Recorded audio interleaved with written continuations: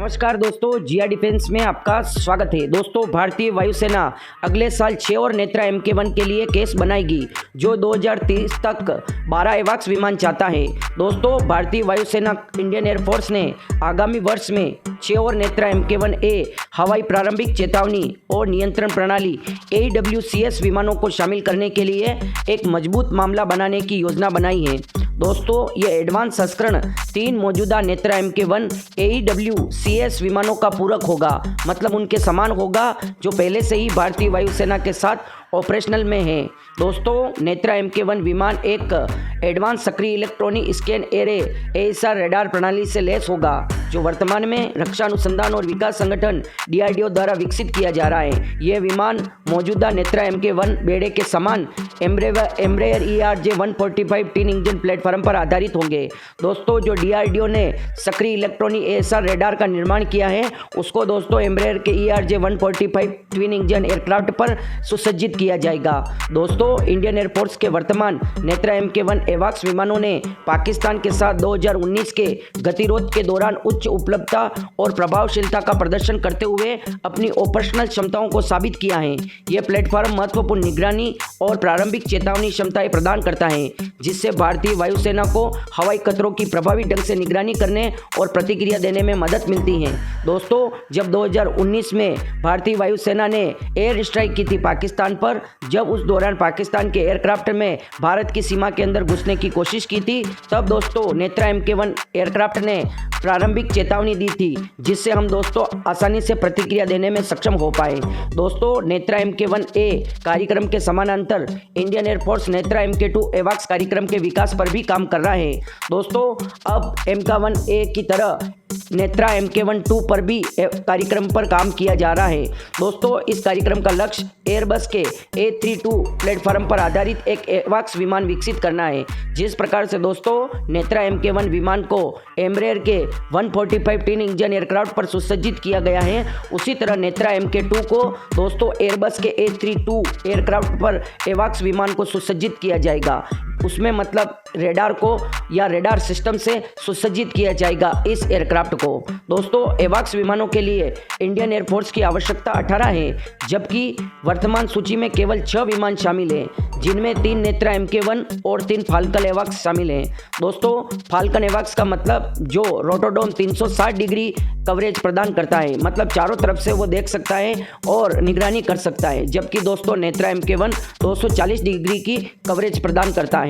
और दोस्तों, जो हम नेत्रा MK1 A321 एयरबस विमान पर बनाने वाले हैं, वो दोस्तों लगभग 270 डिग्री से अधिक की कवरेज प्रदान करेगा। दोस्तों, इंडियन एयरफोर्स नेत्रा MK1 और नेत्रा MK2 कार्यक्रम के संयुक्त प्रयासों के माध्यम से 2030 तक अतिरिक्त 12 एवाक्स विमानों को शामिल करने की योजना बना रही है। अधिक नेत्रा MK1 और नेत्रा MK2 एवाक्स विमानों के अधिग्रहण से भारतीय वायुसेना की स्थितिजन्य जागरूकता, मतलब सिचुएशनल अवेयरनेस और निगरानी क्षमताओं में उल्लेखनीय वृद्धि होगी, जिससे वह भारत के हवाई क्षेत्र की प्रभावी ढंग से रक्षा करने और हवाई युद्ध में निर्णायक बढ़त बनाए रखने में सक्षम होगी। दोस्तों, भारत बहुत बड़ा देश है, उसके हिसाब से भारत के पास जो एवाक्स विमानों की संख्या है वो बहुत कम है, केवल 6 हैं। इतने दोस्तों पाकिस्तान के पास है, जबकि पाकिस्तान भारत के एक यूपी राज्य के बराबर है। उस हिसाब से दोस्तों भारत को एवाक्स विमानों की लगभग 18 संख्या की जरूरत है।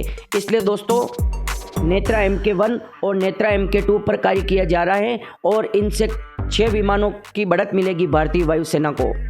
दोस्तों, भारत की रक्षा अनुसंधान और विकास संगठन DRDO संपूर्ण रूप से रडार को विकसित करने में सक्षम है। केवल दोस्तों उनको एयरक्राफ्ट की आवश्यकता है, इसलिए अब वो दोस्तों नेत्रा MK2 एवाक्स विमान पर काम कर रहे हैं। इसके लिए दोस्तों रडार तो DRDO विकसित कर लेगा, पर इसके लिए एयरक्राफ्ट A321 एयरबस को चुना है, जो दोस्तों भारत के इंडियन एयरलाइन में पहले से ही है। उसके सेकंड हैंड वर्जन को काम में लिया जाएगा। दोस्तों, भारतीय वायुसेना इंडियन एयरफोर्स ने हाल ही में अपने A321 बेड़े को तैनात किया है, जो वर्तमान में एक अप्रत्याशित कार्य के लिए Netra MK2 airborne early warning and control system एवाक्स में परिवर्तन की प्रतीक्षा कर रहा है। भारतीय वायुसेना के सैनिकों को ले जाना। और ये 6 एयरबस A320 जो पहले एयर इंडिया द्वारा संचालित कॉमर्शियल विमान थे, अभी भी परिचित एयर इंडिया पोशाक के साथ अपने पिछले जीवन के अवशेष रखते हैं, यद्यपि मध्य धड़ पर भारतीय वायुसेना के प्रतीक को जोड़ने के साथ। दोस्तों, इसको भारतीय एयरफोर्स के लोगों के साथ और मतलब उसके पेंट के साथ इसको परिवर्तन किया जा रहा है और इसको दोस्तों एवाक्स विमान में परिवर्तन किया जाएगा कॉमर्शियल विमान से। दोस्तों, हालांकि बाहरी तौर पर बदलाव नहीं हुआ है, लेकिन भीतर महत्वपूर्ण बदलाव चल रहे हैं। इंडियन एयरफोर्स सावधानी पूर्वक A321S को एडवांस सैन्य ग्रेड एवियोनिक्स के साथ अपग्रेड कर रहा है, जो उन्हें नेत्रा MK2 एवाक्स के रूप में उनकी भविष्य की भूमिका के लिए तैयार कर रहा है। यह आंतरिक परिवर्तन जो 2025 में पूरा होने वाला है, विमान को परिष्कृत निगरानी टोही क्षमताओं से लैस करेगा। दोस्तों, इस बीच इंडियन एयरफोर्स के आधारित रूपांतरण से पहले A321S का उपयोग करने का एक चतुर तरीका ढूंढ लिया है। विमान के विशाल इंटीरियर और लंबी दूरी की क्षमताओं का लाभ उठाकर भारतीय वायुसेना उन्हें सैनिकों को कुशलतापूर्वक और आसानी से ले जाने के लिए तैनात कर रही है।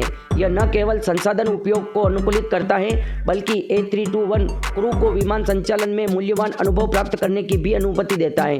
दोस्तों, इनका कहने का मतलब यह है कि इसमें विशाल इंटीरियर है और बहुत ज़्यादा जगह होने की वजह से इस विमान को क्रू को लाने ले जाने के लिए भी उपयोग में लिया जाएगा। बाकी इस विमान का महत्वपूर्ण कार्य तो दोस्तों एवाक्स है और इसके इंटीरियर को बदला जा रहा है। सबसे पहले एवाक्स में परिवर्तन किया जा रहा है, इसको एवियोनिक्स से सुसज्जित किया जा रहा है। फिर दोस्तों बाहर भारतीय वायुसेना को लोगो लगाकर पेंट किया जाएगा और ऊपर धड़ के बराबर रडार को लगाया जाएगा। दोस्तों, इन पूर्व एयर इंडिया A321 की दृष्टि उनकी अतीत और भविष्य की भूमिकाओं का मिश्रण भारतीय वायुसेना की अनुकूलशीलता और नवीनता का एक प्रमाण है। जैसे जैसे नेत्रा MK1I परियोजना आगे बढ़ेगी, ये विमान अमूल्य संपत्ति बन जाएंगे जो भारत की वायु रक्षा क्षमताओं को मजबूत करेंगे और लगातार विकसित हो रहे सुरक्षा परिदृश्यों में इसकी निरंतर सतर्कता सुनिश्चित करेंगे।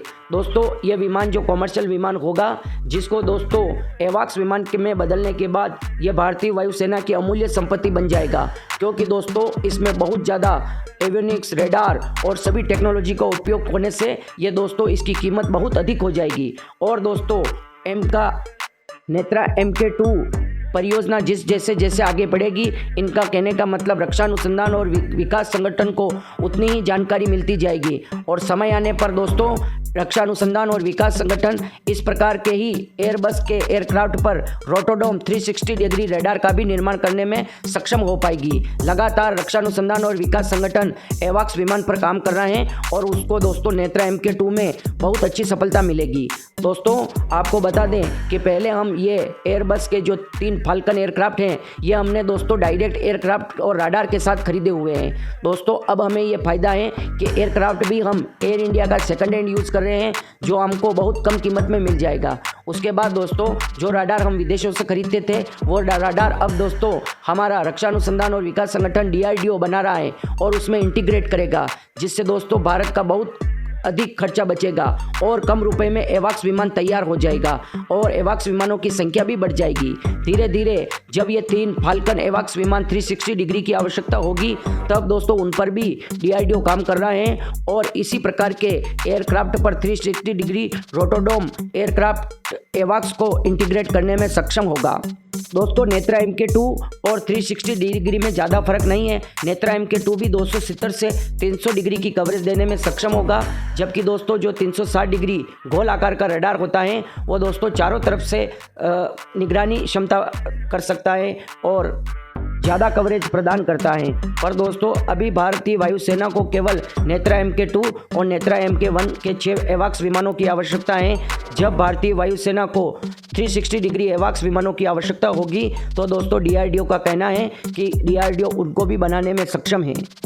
तो दोस्तों आपको वीडियो कैसा लगा? वीडियो अच्छा लगा हो तो वीडियो को लाइक, कमेंट, शेयर और सब्सक्राइब करना न भूलें और कमेंट बॉक्स में जय हिंद लिखें। जय हिंद दोस्तों।